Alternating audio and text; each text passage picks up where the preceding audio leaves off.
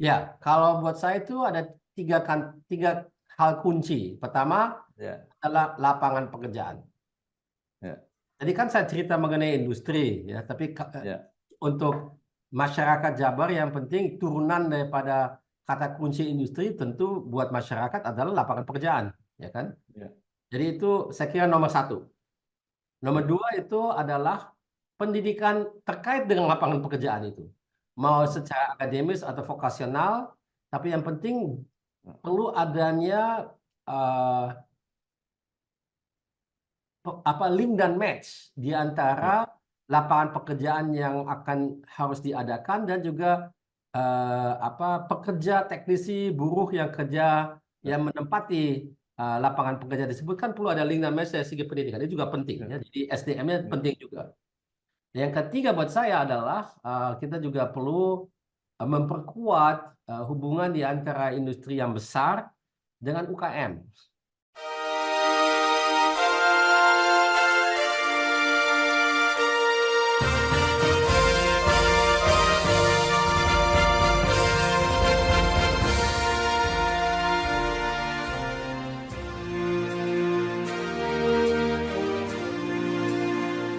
Bersama saya Bambang Sadiono di kanal Inspirasi untuk Bangsa. Mudah-mudahan kanal ini selalu bisa memberi inspirasi, motivasi, dan edukasi.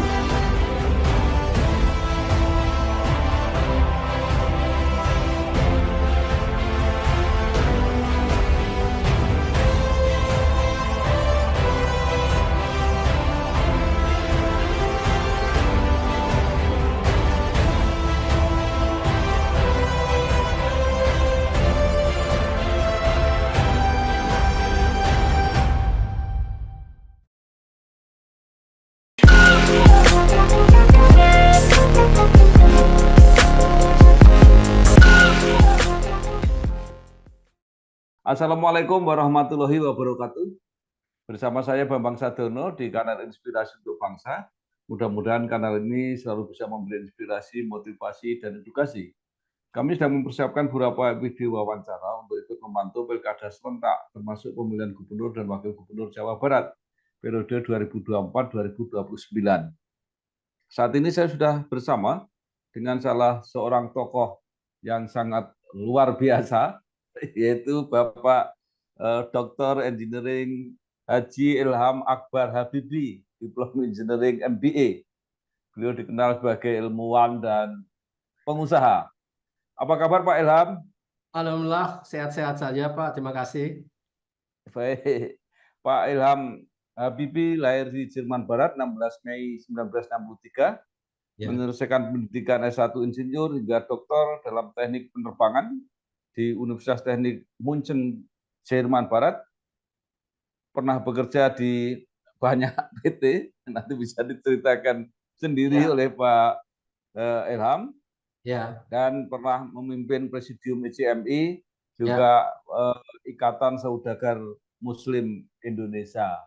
Nah, Betul. mungkin Pak Ilham bisa mengawali cerita tentang perjalanan karir, baik pendidikan maupun secara profesional, memimpin perusahaan, dan sebagainya, sampai akhirnya sekarang tertarik untuk terjun di bidang politik. Silakan Pak Ilham. Ya. Ya. Ya. Terima kasih Pak. Jadi saya kira banyak orang yang tertarik kenapa saya tiba-tiba masuk ke politik. Ya. Ya, Saya kira mungkin saya perlu cerita dari awal eh, kenapa saya pulang ke Indonesia. Karena ya, saya, seperti tadi Bapak sudah katakan, saya lahir di luar, di Jerman. Saya lama sekali di situ. Saya pernah habis itu pindah ke Amerika. Kemudian saya balik ke Indonesia dari Amerika, eh, langsung ke Bandung.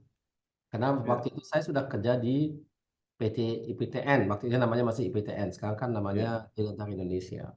Nah, saya pulang itu karena saya ada tujuan. Tujuannya adalah untuk turut bersama-sama dengan warga lainnya membangun negara dan bangsa kita menjadi maju. Ya.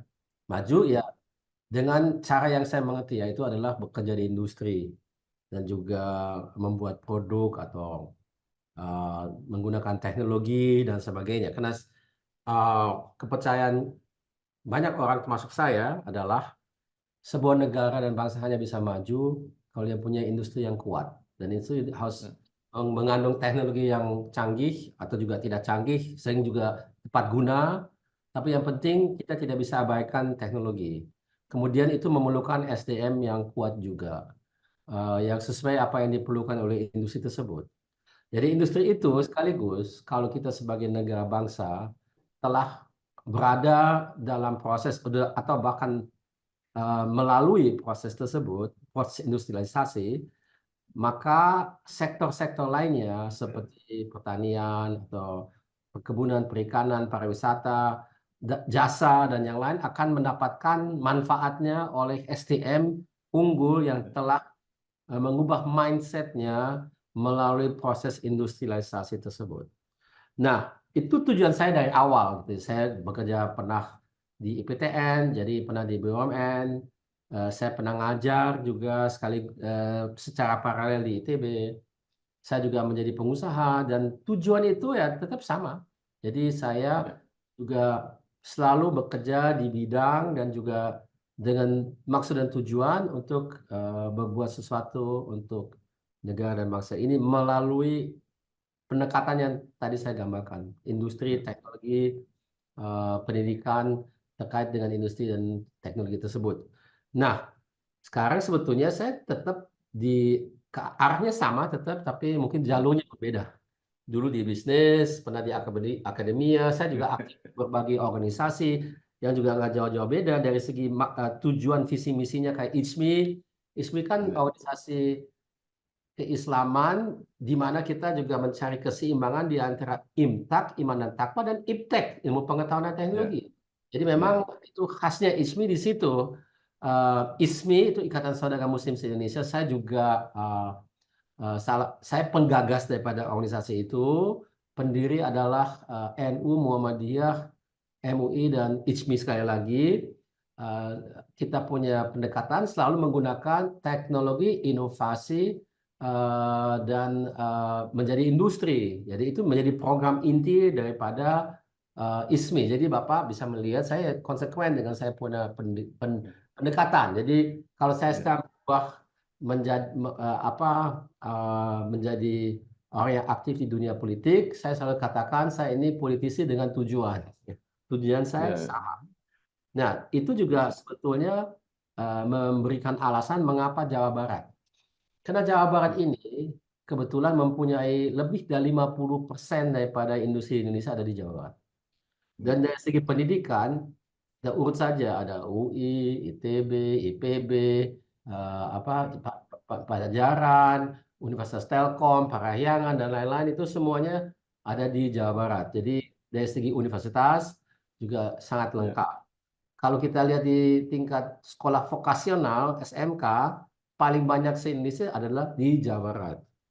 Jadi pendidikan sangat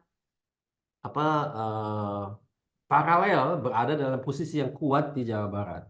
Sehingga kalau kita sebagai negara dan bangsa mau menjadi maju, menjadi Indonesia emas di tahun 2045, menurut pendapat saya, Jawa Barat harus menjadi ujung tombaknya. Karena kalau Jawa Barat maju berarti kemungkinan besar, insya Allah mudah-mudahan Indonesia bisa lebih maju karena Jawa Barat kuat. Jadi ini adalah kepercayaan saya. Jadi Jawa Barat penting kalau kita lihat itu dalam konteks nasional.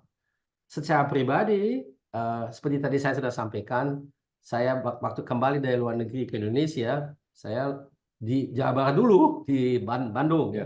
Dan saya menetap di situ sampai tahun 2009, jadi 13 tahun. Cukup lama. Ada rumah di situ, saya ada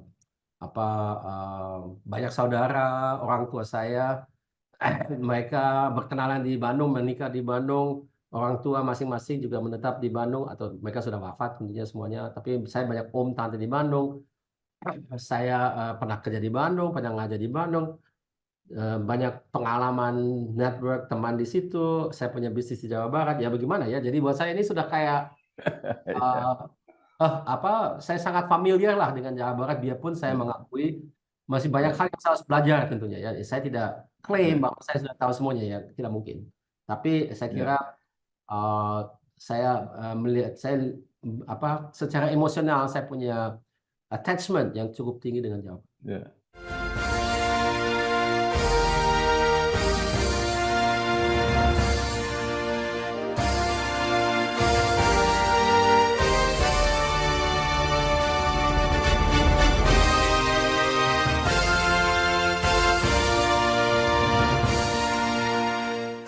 Ya, Pak Ilham, Ya, nama Pak Ilham tidak bisa dipisahkan dari nama B.J. Habibie. ya, ya.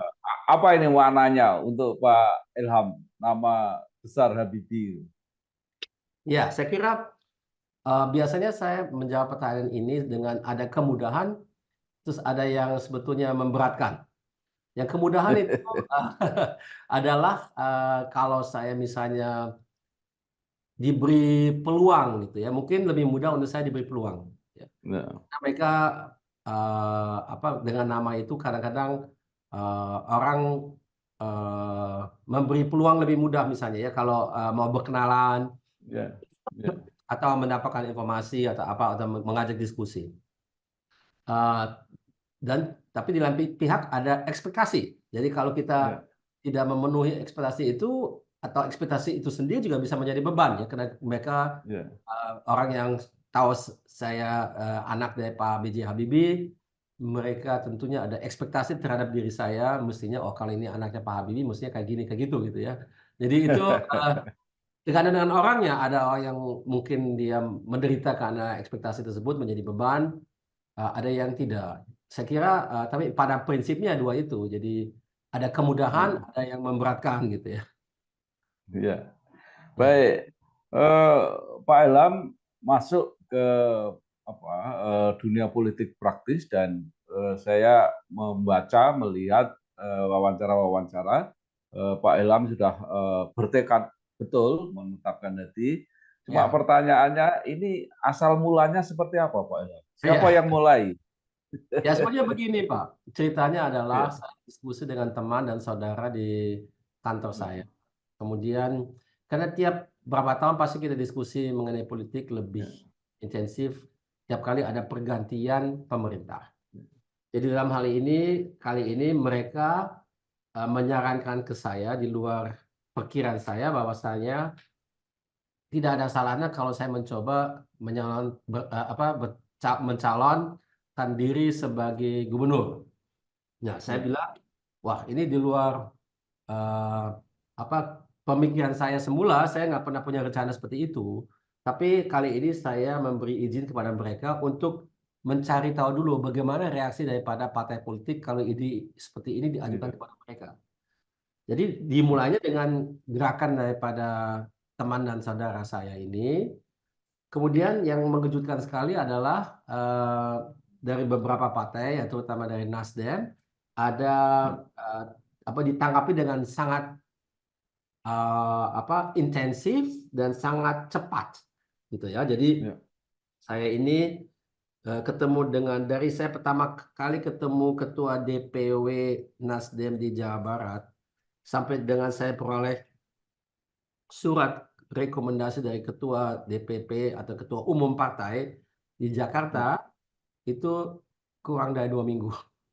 Jadi cepat sekali, Hmm, cepat sekali ya, karena keputusannya ya. rupanya ada sangat serius dan sangat percaya, ya sehingga mereka langsung memutuskan. Jadi dengan adanya dukungan dari Nasdem ini yang sudah formal dan resmi diperoleh, kita sekarang lagi dalam fase menetapkan dengan siapa Nasdem akan Hmm, berkoalisi di Pilgub ya, mendatang. Di mana ya, kalau kita lihat situasinya, ya sesuai dengan peraturan diperlukan 20% dari kursi di DPRD. Jadi ya, karena Jabar mempunyai 120 kursi, maka yang diperlukan 24 kursi. ya, Eh, Nasdem mempunyai 8, jadi kurang 16. ya. Jadi kita perlu berkoalisi dengan satu dua partai yang akan ya mempunyai cukup kursi sehingga kita bisa melampaui 24.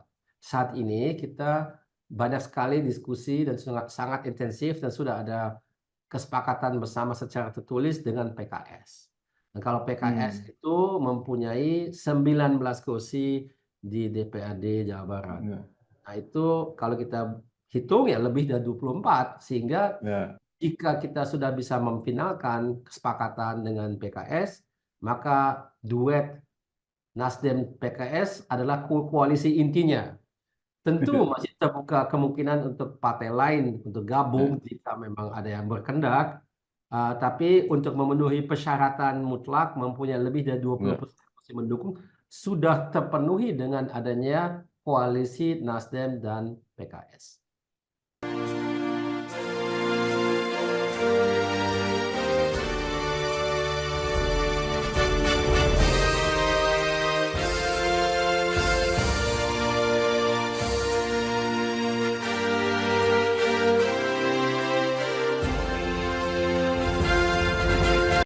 Ya.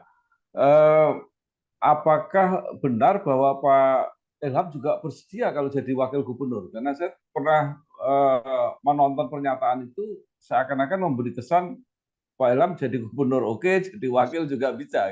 Gini, secara individual dan pribadi, saya cukup yakin saya punya kemampuan untuk Ya. menjadi gubernur, untuk Ya. bisa apa namanya menjalankan pemerintahan daerah di Jabar dengan sukses, insya Allah. Ya. Saya juga mengerti bahwasanya dalam proses politik perlu ada kesepakatan antar partai, di Ya. mana tentu proses penyepakatan itu dengan partai koalisi lainnya masih harus kita jalankan. Nah, Ya. setahu saya yang paling penting untuk koalisi itu adalah untuk menang. Ya. Sehingga jika ada kombinasi yang memang kelihatannya lebih prospektif, Ya. menangkan pilgub ini, di mana saya wagub dan ada seorang gubernur sebagai calon yang kelihatannya lebih kuat, ya saya mengalah. Tapi kalau Ya. tidak ada yang kelihatan lebih kuat, ya saya tetap sebagai Ya. cagup. Gitu ya. Jadi ini adalah proses Ya. diskusi dan juga harus pakai survei, harus pakai Ya. Ya. studi banding dengan Ya. kompetisi, dan harus ada Ya. juga banyak faktor yang perlu diperhatikan. Kayaknya juga kombinasi antara Ya. duetnya itu kan bukan saja di partai, tapi juga di antara gubernur dan wakil gubernur juga. Alangkah Ya. baiknya masing-masing mempunyai kekuatan yang sangat dilihat oleh dan diperlukan oleh mereka sebagai pimpinannya. Jadi misalnya ada satu yang lebih fokus ke bidang misalnya ekonomi, yang lain mungkin dia karena Jabar kan adalah provinsi yang sangat religius ya. Jadi Ya. mungkin lebih ke arah Islami gitu ya. Jadi Ya. Ya. ada dua-duanya punya itu ya. Saya kira kombinasi itu Ya. perlu dikaji. Tapi saat ini kan Ya. belum kita ketahui sama sekali karena kita belum tahu Ya. siapa yang menjadi calon dari Ya. partai koalisi lainnya gitu ya. Kalau saya kan dari Nasdem. Jadi dari Ya. kalau seandainya PKS jadi, tentu mereka juga mau menetapkan calon dia. Ya. Itu harus kita lalui dulu. Tapi in prinsip, Ya. ya, seperti saya katakan, saya punya keyakinan, saya punya kemampuan untuk itu. Tapi saya Ya. juga sadar bahwasannya ada proses politik seperti itu. Jadi Ya. Ya. ya, saya tidak Ya. boleh bersikeras pokoknya saya mau gubernur, kalau enggak mau gitu ya, nggak bisa kayak gitu juga kan. Ya, baik. Pak Ya, Ilham, ada yang ya, mengatakan bahwa survei, ini nanti juga perlu diklarifikasi, survei ya, Pak Ilham itu eh, meningkat dengan cepat, bahkan dilukiskan seperti meteor naiknya. ya, saya Nah, juga baca itu. ya, apa tanggapan Pak Ilham, dan apakah Ya, dari PKS belum kelihatan orangnya yang mau dipasangkan? pertama survei itu kan baru survei yang pertama ya. Kalau saya lihat Ya. surveinya ya masih awal ya. Biarpun Ya. eh, angka yang saya lihat di situ respondennya menurut saya, kalau saya tidak salah ingat itu 800 ya responden. Ya. Kalau Ya. untuk Jabar diperlukan 1.200 gitu ya menurut saya ya. Ya. Ya. Dan margin of error-nya mungkin juga mestinya lebih rendah dari itu. Itu kan 4,5%, mestinya di bawah 3%, dan apa tingkat kepercayaannya juga perlu lebih bagus daripada itu. Namun demikian, itu ada indikasi. Jadi daripada kita Ya. nggak ada data sama sekali, ada indikasi, ya kan? Ya. Jadi itu kan berlaku kepada semua kandidat. Jadi bukan. Ya. Jadi Ya. kalau kita percaya survei itu, ya paling penting adalah menurut saya pribadi saya sudah di radar gitu, udah Ya. kelihatan. Ya. Jadi karena saya kan belum pernah Ya. Yang lain kan Ya. sudah lama sebagian ya. Kalau saya, nah, jadi buat saya ya Ya. alhamdulillah sudah kelihatan dan Ya. alhamdulillah juga saya kira lumayan bagus, bagus sebetulnya. Ya. Tapi Ya. kita tidak boleh mengambil kesimpulan salah. Kita sekarang semakin harus banyak kerja gitu ya untuk Ya. meningkatkan kan popularitas dan elektabilitas. Itu tetap harus Ya. berjalan. Jadi Ya. semakin diintensifkan ya. Ini kan baru permulaan Pak dari proses. Ya. Ya. Eh, Pak Ilham modalnya cukup luar biasa ya, mempunyai nama besar, kapabilitas, teknokratis, ya, saya kira semua menguasai, leadership semua juga ada, dan kesegaran sebagai figur baru. Nah, tetapi juga karena datangnya belakangan, Pak Ilham sudah menghadapi orang-orang yang bercokol di situ cukup lama. Nah, itu Ya, pertama mesti Pak Ridwan Kamil. Walaupun ya, ada spekulasi mungkin Pak Ridwan pindah ke Jakarta. Tapi ya. juga ada yang lama di situ namanya Pak Deddy Mulyadi. Betul. Nah, bagaimana Pak Ilham mengantisipasi ini? Nah, kalau menurut saya, kalau soal Pak Ridwan Kamil, susah sekali ya kita antisipasi apa beliau jadi di Jakarta atau di Jabar. Kompleksitasnya itu ada beberapa dimensi. Pertama ada dimensi Ya. bagaimana dengan Pilgub di Jakarta sendiri. Ya, kalau Ya. seandainya beliau tidak hadir di situ, apakah hal itu bisa diterima oleh partai-partai lainnya yang memang tidak mendukung Pak Anies karena mereka Ya. mungkin berkesimpulan kalau tidak ada orang kuat sebagai lawan di situ nanti Ya. bisa menang telak, telak sekali Ya. jadi Pak Anies Ya. di di Jakarta dan mungkin bukan itu yang mereka inginkan ya. Jadi Ya. itu saya itu saya nggak tahu banyak mengenai itu karena Ya. itu lebih fokus kepada keputusan-keputusan di DPP masing-masing partai kan. Ya. Jadi di Ya. sini kayaknya ada trade off di antara Jakarta dan Jabar ya karena Ya. itu terkait dengan figur Pak Ridwan Kamil terutama ya. Tapi juga ada Ya. yang lain mungkin ya.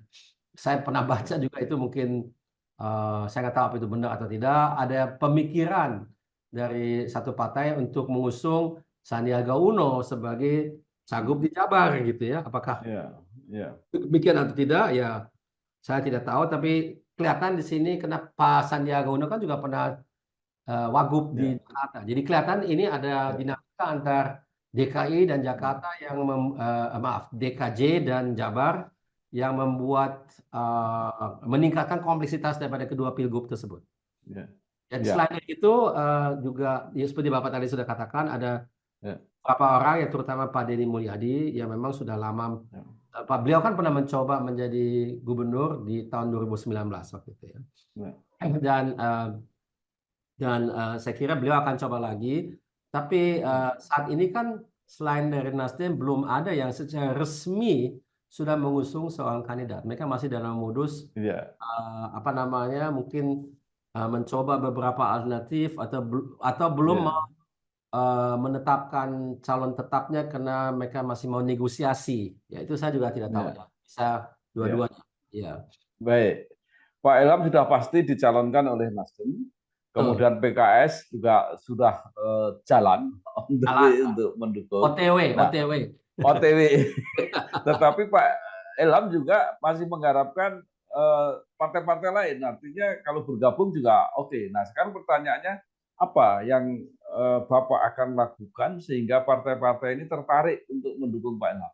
Nah, tentu hal yang sangat penting dalam hal ini adalah menjalankan komunikasi. Jadi harus Ya. berjumpa dengan orang-orang lain dari partai-partai lain dan hal itu sudah dilakukan. Jadi saya sudah ketemu Ya. dengan DPW PKB dari Jabar, Ya. sudah ketemu dengan DPW PDIP di Jabar. Ya. eh, dan lain dan yang lain nggak resmi gitu ya. Jadi yang resmi Ya. ya di antara dua itu benar-benar resmi. Kalau yang lain Ya. sebut secara individual juga dari partai lainnya, tapi itu hanya Ya. individual gitu. Ya. Ya, baik. Eh, Biasanya kalau partai-partai mendukung itu juga menawarkan Ya. pasangan. Nah, nanti Ya. kalau makin banyak yang mendukung, yang menawarkan banyak. Bagaimana Pak Ilham menghadapinya? Itu tepat Pak, tapi ya saya kira itu belum terjadi. Jadi karena Eh, saya belum ada diskusi mengenai penawaran kandidat dari partai manapun, termasuk PKS. ya, Jadi ya, PKS belum merucut ke satu dua nama. Ini masih ya, di dalam proses. Tapi saya kira eh, kalau kita sudah apa namanya punya kesepakatan final dengan DPW Jabar PKS, ya, saya tidak tahu apakah itu sudah otomatis merucut kepada kandidat mereka. Itu saya tidak tahu. Karena mungkin itu perlu adanya kesepakatan atau surat rekomendasi dari DPP. Ya, ya, ya itu ya. jadi terus terang itu saya tidak tahu apakah eh, hal apa kalau kita sudah kelihatan ada kandidatnya itu harus ada keputusan dari DPW atau DPP. Tapi perasaan saya DPP, bukan Ya, DPP. ya.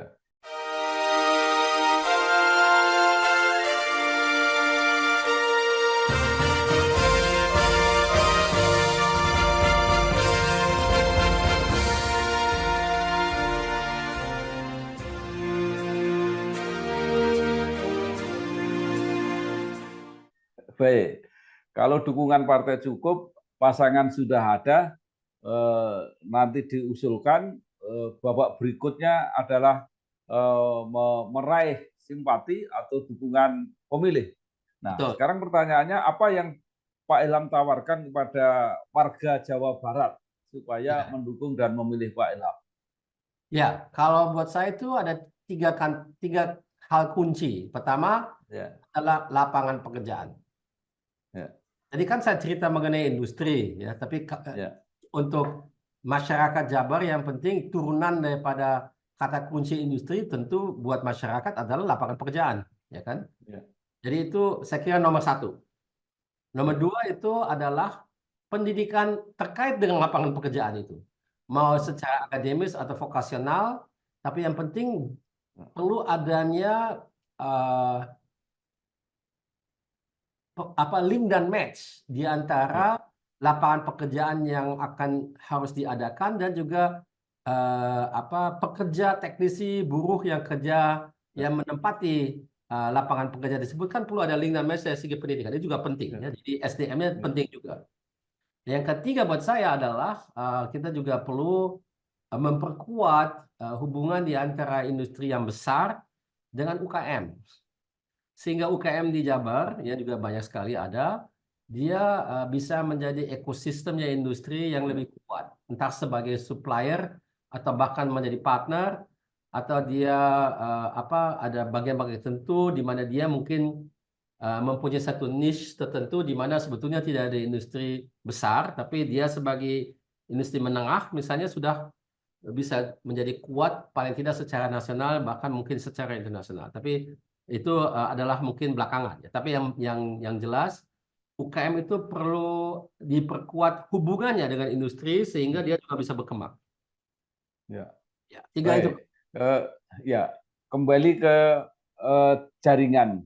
Ya, Pak. Jadi Pak Ilham sebagai apa ya anak kandung Pak Habibie yang pasti dulu punya jaringan-jaringan yang lama dan potensial. Apakah begitu tahu bahwa Pak Ilham ini mau terjun di bidang politik, ada jaringan-jaringan itu yang apa merapat kembali, artinya banyak dukungan-dukungan dari jaringan-jaringan lama. Oke, pertama jaringan lama yang mungkin dimaksudkan oleh Pak Bambang, di antaranya misalnya Ya, saya sebut ICMI gitu ya. ICMI ya, kan didirikan oleh Bapak tahun 90. ya, Saya ya, sendiri sudah aktif di ICMI sejak tahun ya, 91, waktu itu saya masih tinggal di Jerman. Jadi ya, karena saya tidak pernah keluar dari ISMI, maksudnya saya selalu aktif, pernah menjadi ya, ketua presidium, pernah ya, menjadi wakil ketua umum, atau juga ya, sekarang masih ketua dewan pakar. Jadi ya, saya memang masih dari saya masuk sampai dengan sekarang saya masih bagian sangat eh, apa ya terintegrasi atau saya ya, aktif sekali dalam organisasi ISMI gitu ya. ya, Jaringan lainnya tentunya yang ditinggalkan oleh Bapak, misalnya di kalangan eh, penelitian dan juga ilmuwan gitu ya di Indonesia yang saya banyak link dan match-nya mungkin pertama melalui aktivitas saya di bidang usaha, saya banyak link dengan mereka, ada juga melalui organisasi misalnya saya juga sudah 20 tahun lebih saya anggota Kadin dan saya berapa kali menjadi wakil ketua umum di bidang terkait dengan Ristek. Sekarang ini pun masih Pak, saya ketua badan Ristek Kadin itu sama dengan wakil ketua umum dan melalui Kadin itu saya tentunya punya banyak link dan BRIN misalnya atau juga Kemendikbud Ristek dan lain-lain. Dan di situ banyak dari jaringan-jaringan Bapak yang apa namanya tadi mungkin masukan ada di situ juga. Yang terakhir dari saya mungkin juga karena Bapak juga pendiri dari Partai Golkar ya, salah satunya Ya. ya. Dan saya di situ adalah anggota Dewan Kehormatan. Biarpun saya tidak ada tugas khusus di situ, tapi tentu saya juga kenal dengan banyak orang di Golkar. Ya, baik. Terakhir Pak Ilham, Silakan Pak, silakan. di dalam sistem demokrasi Indonesia yang baru, dinamikanya itu kan apalagi terakhir-terakhir juga kita lihat seorang gubernur, bahkan Pak Jokowi mulai dari wali kota, kemudian nyalon presiden dan jadi. Kemarin itu kandidat presiden ada 2 yang jadi gubernur, Pak Anies dan Pak Ganjar. Apakah jalan Pak Ilham untuk menjadi gubernur Jawa Barat itu bagian dari jalan panjang untuk menuju presiden Indonesia? Oke. Saya kira kalau dari luar mungkin kelihatannya seperti itu ya. Jadi bahwasannya ini bisa saja menjadi satu jalur menuju ke situ satu saat. Buat saya pribadi, ini adalah langkah pertama dari satu proses pendidikan yang saya lalui. Apakah itu akan membawa saya uh, ke ranah yang tadi disebut Bapak itu, saya kurang tahu ya. Kita lihat nanti. Tapi yang jelas ini adalah satu hal yang membuat saya merupakan pembelajaran buat saya. Karena saya kan belum banyak pengalaman di politik, apalagi saya kira bedanya sebagai gubernur dan juga atau menjadi menteri. Kalau menteri ya dia kan spesialis di satu area gitu ya. Misalnya menteri dia fokus ke industri atau ristek, tapi tidak punya pertanggungjawaban secara holistik, secara keseluruhan. Kalau gubernur kan sebetulnya uh, dia bertanggung jawab untuk semuanya, tapi tidak menjadi spesialis di bidang apapun, dia di generalis. Jadi itu saya kira perbedaannya dan itu tentu kalau memang suatu ketika ternyata ada jalur mengarah ke pemerintahan nasional menjadi pimpinan di situ ya saya kira bisa saja ke situ tapi saat ini saya mau fokus ke gubernur dulu, one after the other, one step after the other gitu ya. Kita lihat nanti, saya belum bisa pastikan saat ini Pak. Ya, baik, terima kasih sekali Bapak Haji Ilham Akbar Habibie. Oh, dengan senang hati Pak, senang bisa berjumpa Bapak di sini. Yang sudah bertekad untuk mengabdi kepada masyarakat bangsa Indonesia, mulai dari calon gubernur Jawa Barat. Pak. Terima kasih Pak, semoga dukungannya. Semoga sukses, lancar, selamat berjuang.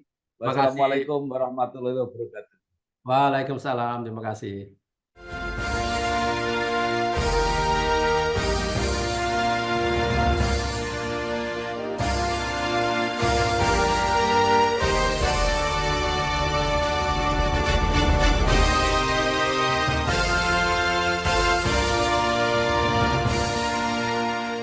Bersama saya Bambang Sadiono di kanal Inspirasi untuk Bangsa. Mudah-mudahan kanal ini selalu bisa memberi inspirasi, motivasi, dan edukasi